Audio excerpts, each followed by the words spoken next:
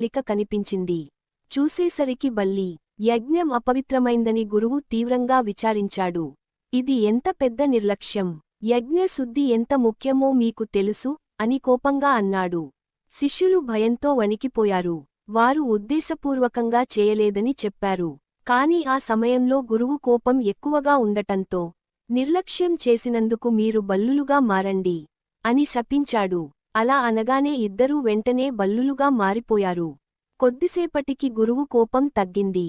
తన శిష్యుల భక్తి గుర్తొచ్చింది. వారిపై కరుణ కలిగింది. మీ శాపం శాశ్వతం కాదు. భవిష్యత్తులో ఈ పవిత్రక్షేత్రంలో నిర్మించబడే మహా దేవాలయంలో మీరు ఉంటారు. దేవతల కృపతో మీకు విమోచనం లభిస్తుంది. భక్తులు మిమ్మల్ని తాకినప్పుడు వారి పాపాలు కూడా తగ్గుతాయి అని వరమిచ్చాడు. కాలం గడిచింది. రాజులు మారారు.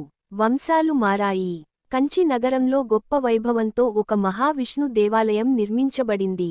వరదరాజ పెరుమల్ టెంపుల్.